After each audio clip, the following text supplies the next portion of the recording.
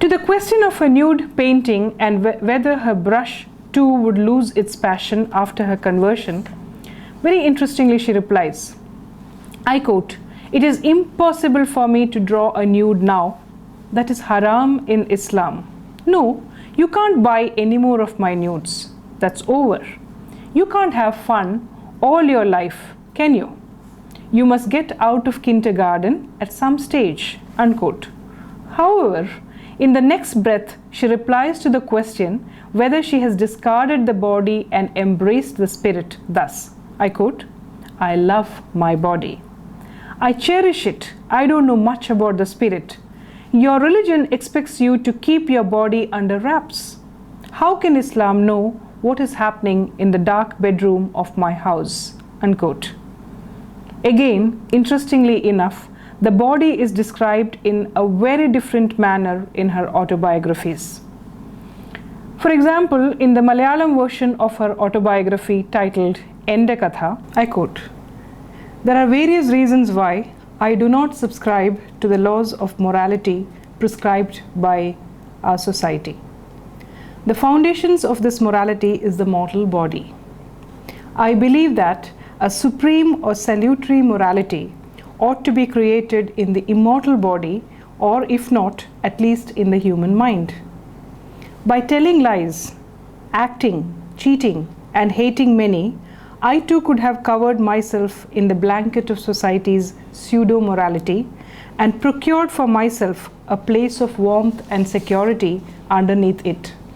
In a way, writing such an autobiography, truthfully, without hiding anything, is a striptease." Unquote. These apologies and attempts to spiritualize the body are not to be found in my story, and it betrays an unconscious fear of social ostracization associated with writing the female body in the language of Malayalam. This register of anxieties, this culturally conditioned paranoia, is more pronounced in the Malayalam version of her autobiography, where Madhavikutty employs several such strategies of philosophizing and justifying the trauma of female sexual transgression, even as she attempts to transgress the patriarchal norms of representing the female.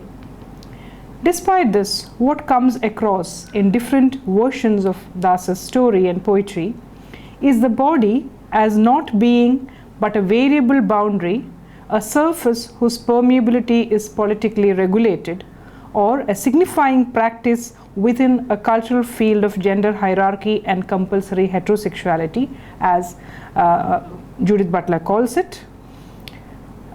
And I would like to quote another poem in order to substantiate this argument.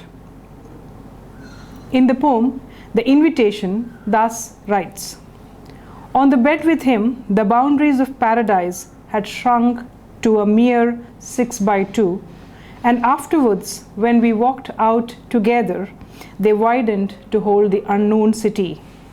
End me, cries the sea. Think of yourself lying on a funeral pyre with a burning head." Unquote. Or if we look at the poem The Freaks, I quote, "His mouth a dark cavern where stalactites of uneven teeth gleam.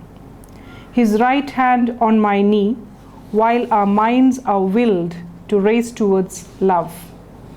But they only wander, tripping idly over puddles of desire.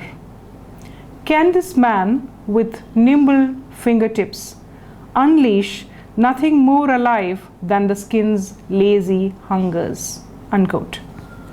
Poems such as these strongly suggest that the conventional binaries of gender do not adequately describe many identifications that exist or are brought to exist.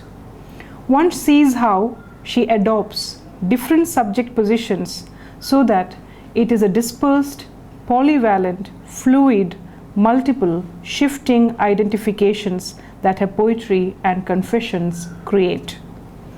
Much of her writings make the reader rethink and ruminate upon the gender science we perform daily, where as readers we are denied comfortable or secure positions within the worlds that she inhabits or imagines.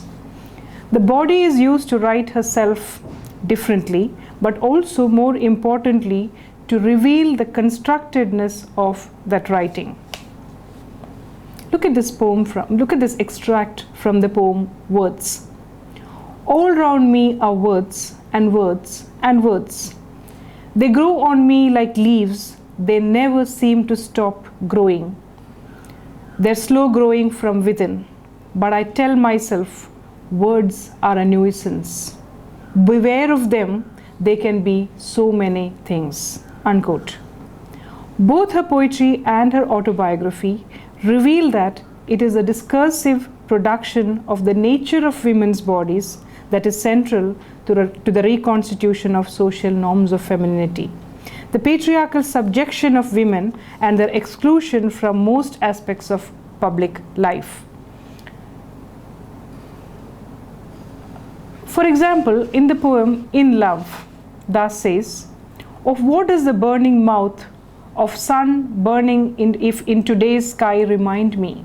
Oh yes, his mouth, and his limbs, like pale and carnivorous plants reaching out for me, and the sad lie of my unending lust." Look at the way she constructs her own desire.